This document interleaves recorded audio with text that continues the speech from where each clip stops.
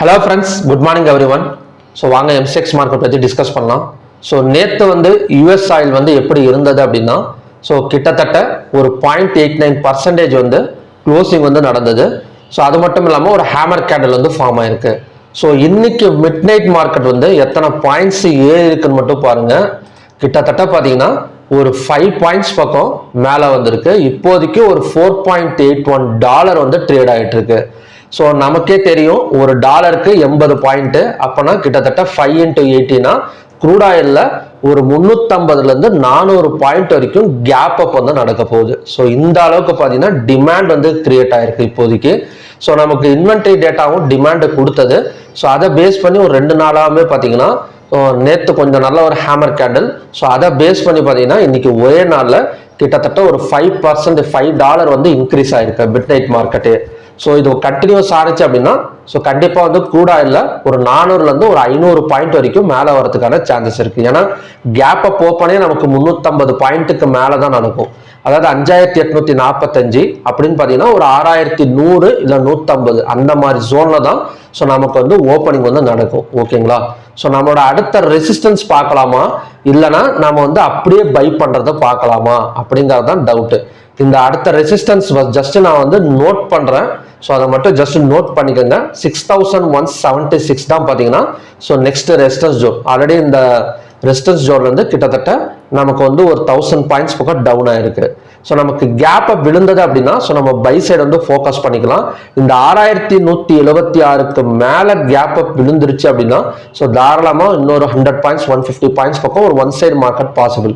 Suppose இந்த 6150 வாய்ப்பு கிடையாது. ஏன்னா நமக்கு கண்டிப்பாக ஒரு 300 பாயிண்டாச்சு கேப் விடுவோம். அப்போனா 300 பாயிண்ட்னா 6100, இந்த 100 6100 சம்திங் விழுந்தது அப்படின்னா இந்த 6176 215 minutes candle red colour candle form ஆனா ஸோ செல்லிங் பாசிபிள். இல்லை அப்படின்னா கண்டினியூஸா பையிங் தான் பாசிபிள். ஸோ மார்னிங் மார்க்கெட் ஒரு ஒன் சைடு பையிங் எடுக்கலாம், இல்லைனா ஒரு சைட்வேஸ் போடலாம். இந்த ரெண்டு தான் இன்னைக்கு சான்சஸ் இருக்கு. ஸோ காலையில் ஓப்பன் ஆகிற மார்க்கெட் ஒரு சைட்வேஸ் மாதிரி போட்டு ஒரு சேனல் கிரியேட் பண்ணி ஸோ அந்த சேனலை பிரேக் அவுட் பண்ணால் அகைன் பை போகிறதுக்கான சான்சஸ் இருக்கு. ஸோ இந்த மாதிரி தான் இன்னைக்கு நடக்கும். ஜஸ்ட் ரெசிஸ்டன்ஸ் மட்டும் நோட் பண்ணிக்கோங்க. அந்த இடம் ஒரே ஒரு செல் பேப்பர் ட்ரேடிங்காக நம்ம ட்ரை பண்ணிக்கலாம். ஸோ ப்ராப்பரான ஸ்டாப் லாஸ் போட்டுக்கோங்க. ஏன்னா ஸ்டாப் லாஸ் ஹண்டிங்கிறது கண்டிப்பாக இருக்கும். ஸோ மற்றபடி ஒரு 80% பை சைடு தான், 20% இந்த 6176 ஒரு செல்லிங் எடுக்கிறதுக்கான சான்சஸ் இருக்கு. ஓகே. ஸோ நெக்ஸ்ட் பார்த்தீங்கன்னா நேச்சுரல் கேஸ். ஸோ நேச்சுரல் கேஸும் பார்த்தீங்கன்னா நல்ல ஒரு பை சைடு தான், அதுவும் கேப் அப் ஓப்பனிங் தான் நடக்கும். ஸோ அதோட அடுத்த டார்கெட் கிட்டத்தட்ட 300க்கு மேலே ஓப்பன் ஆனது அப்படின்னா 309.7 வரைக்கும் வரதுக்கான சான்சஸ் இருக்கு. So next gold. கோல்டு இன்னைக்கு அதுவுமே பார்த்தீங்கன்னா என்னன்னு தெரியல, எல்லாமே பார்த்தீங்கன்னா இந்த யூஎஸ் மார்க்கெட் பாசிட்டிவ்ல தான் நேற்று ஃபுல் சைடுமே க்ளோஸ் ஆனது.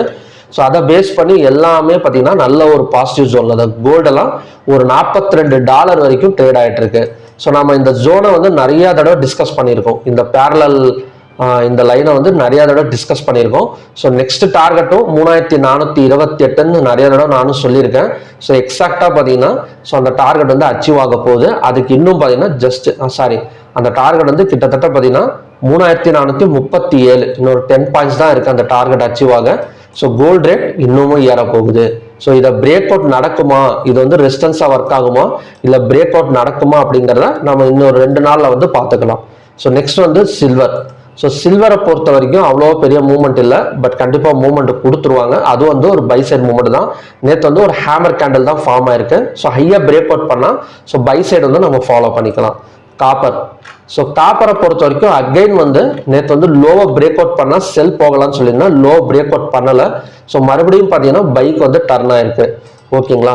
ஸோ இந்த 876.40க்கு மேலே கேண்டில்ஸ் க்ளோஸ் ஆனால் ஸோ பை சைடு ஃபோக்கஸ் பண்ணுங்க. ஸோ செல் சைடு கொஞ்சம் ப்ராப்ளம் தான் காப்பரை பொறுத்த வரைக்கும்.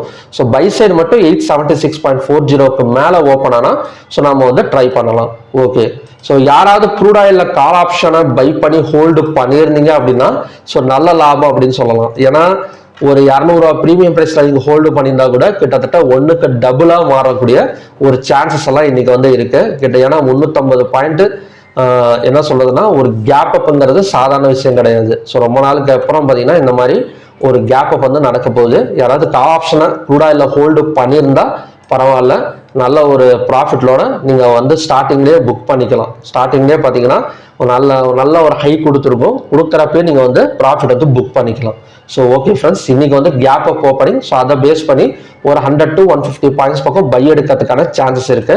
இந்த 6176 தான் நெக்ஸ்ட் ரெசிஸ்டன்ஸ் ஜோன். ஸோ நம்ம ஈவினிங் வீடியோவில் வந்து அப்டேட் பண்ணுறேன். சப்போஸ் இந்த ரெசிஸ்டன்ஸ் ஜோன் ஏதாவது ஒர்க் ஆகிற மாதிரி இருக்கா, இல்லை அகைன் வந்து ஏதாவது பிரேக் அவுட் நடந்திருக்கா அப்படிங்கிறத ஈவினிங் வீடியோவில் வந்து அப்டேட் பண்ணுறேன். ஸோ அதுவும் மறக்காமல் பாருங்க. ஸோ ஓகே ஃப்ரெண்ட்ஸ், மறுபடியுமே பார்த்தீங்கன்னா ஒரு நல்ல ப்ரிடிக்ஷன் வீடியோட நான் வந்து உங்களை மீட் பண்ணுறேன். நன்றி, வணக்கம்.